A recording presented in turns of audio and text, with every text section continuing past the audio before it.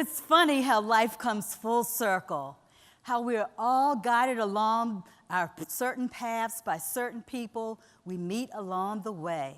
They mentor us with their words or actions without even realizing the role that they played in our lives. I know my mentors have no idea how they mentored me. They certainly have no idea that I'm talking about them right now. That's because mentorship is very organic to me. My first real mentor was my dad. In fact, he's the one who took the picture that's coming up of me. He took it one day when I was at my aunt's house. It was a Christmas day, and he snapped this Polaroid, and it really predicted what my career was going to be. It was my first clue that I was going to be in the water business. I call Daddy my photographic mentor. My dad fostered and supported my love for math and science, and that was pretty unique for a dad to do for a daughter growing up in the 60s and 70s. He didn't push me. He just simply wrapped me up and gave me no limits and gave me a world of possibilities as well. And this organic mentorship has defined my career path.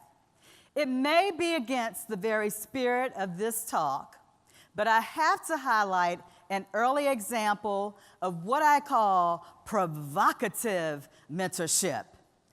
I was at Howard University. Nobody here from Howard University? Okay. I was at Howard University studying chemical engineering, and a counselor, Dr. C, told me that I should consider switching my major to math. Now, I believe her intentions were good, but her advice was terrible. Dr. C was trying to guide me down an easy path, but I had no interest in taking the easy path. Things being hard is the point. That's how you grow. That encounter taught me an incredibly valuable life lesson. A mentor can show you the path, but you are the one who has to walk down that path. After getting her guidance, I decided that my fire was lit. I was fired up, and I had to prove her wrong. And so now I'm not going to credit her for some magnificent piece of reverse psychology, but in retrospect, what she said to me, it seemed unimaginable at the time. And I will say this, I did end up switching my major from chemical engineering to civil engineering. But by that time, the real Johnny Appleseed was Rachita Bird, and she was the administrative assistant who is seated in the picture that's coming up. So what Rachita did for me is she recommended that I apply for a job at WSSC. Now, although I grew up in Washington, D.C., I had never heard of the Washington Suburban Sanitary Commission. But I listened to her advice, and I applied for a civil engineering position. And a few weeks later, I was offered the job. Believe it or not, in those early years, I was a bit of a hothead. I was very opinionated and very animated. And that's always a winning combination for career advancement, don't you think? Psych. Okay. I had a lot to say about management and the proper way to treat employees. I didn't hold back.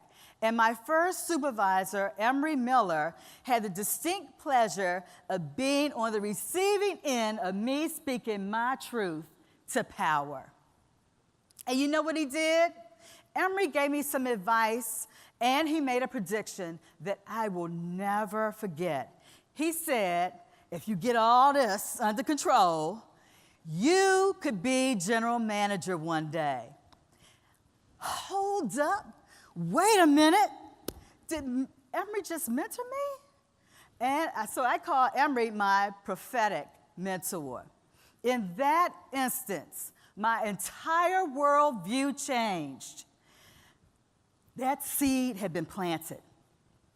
Could this slightly radical, opinionated, overly animated female engineer one day lead an entire organization? If so, I had work to do. So I set on my path to fulfill my destiny. I can remember how that one comment changed what I thought, how I felt, and how I behaved as well. Before Emory told me that I could be general manager, I knew best. Carla knew best. Well, that changed. I realized that I did need help from others. So what happened next was actually quite remarkable. Without me asking, two WSSC senior managers, Cynthia and Selma, invited me to their quarterly dinners. Now, I'm not sure why they opened up their dinners to me, but I will tell you, I was so happy that they did. Those dinners meant so much to me. Cynthia and Selma helped me think through my options, and they gave me a lot of good advice, and they were my base of support. Aside from my dad, though, another pivotal mentor in my life stepped in 1999 as John Griffin became the general manager of WSSC. John stretched me, and he guided me through my first executive leadership position in 2000, the Chief of Customer Care. It was the largest department in WSSC. Now, managing people can be as tough as it is rewarding, but managing the largest department in WSSC on top of the very high expectations of 1.8 million customers for this first-time executive leader was absolutely challenging. It wasn't easy, but things being hard is exactly the point. That's how you grow. And just when I was getting into what I call my customer service groove, John stretched me again. John actually subscribed to the General Electric philosophy of management, which was a good manager should be able to manage anything, any team, anywhere in the organization. So John asked me to manage a totally different part of WSSC, mission support. So I did. John encouraged me to get the range of skills he knew I would need to go the distance. And again, this was organic mentorship. I didn't ask him to be my mentor, and he didn't offer. It just happened naturally. When John stepped down, I had managed over half the organization, and I was made acting general manager. I was responsible for navigating WSSC through a very volatile period in our history. Essentially, I was managing through chaos.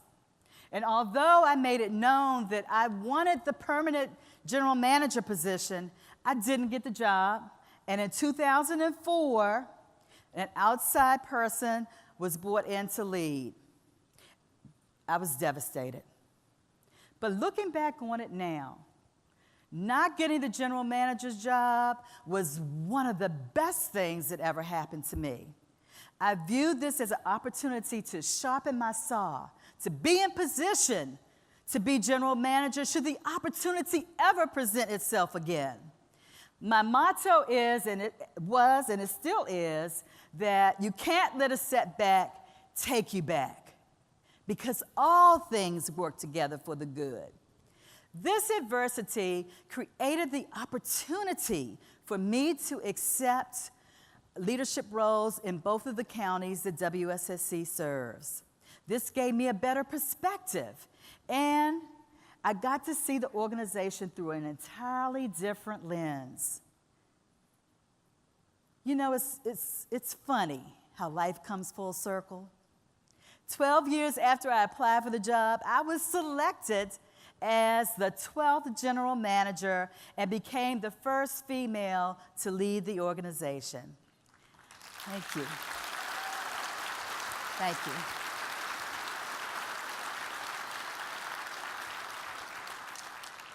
But I wouldn't be here without my network of organic mentors, Daddy, Dr. C. and Rachita Bird, Emory, Cynthia and Selma, and John Griffin. And I'm keenly aware that I'm now the organic mentor for others. And I cherish this role, especially as I work to build the future pipeline of employees at WSSC. Now, this leads me to my final point. Mentors are great, but it's really up to you. You can only show people the door or the path, but you are the one who actually has to choose the path and walk down that path. It is not always easy. It is absolutely hard. And again, that's the point. That's how you grow. You need self-knowledge and relentless determination to know what you want and then to build the skills to get it. In that sense, you are your most important mentor. Now, I want you to take a look into your mind's eye and see the word mentor and spell it out loud. M-E-N-T-O-R. There is no we in mentor, but there is a me in mentor, right? So you got to know yourself, trust yourself. Now, see, I trusted myself when Dr. C said, switch your major to math. I was like, no, maybe I should listen to switching, but I'm not switching to math. I'll switch to civil engineering. So you got to trust yourself. And then just mentor yourself. Thank you.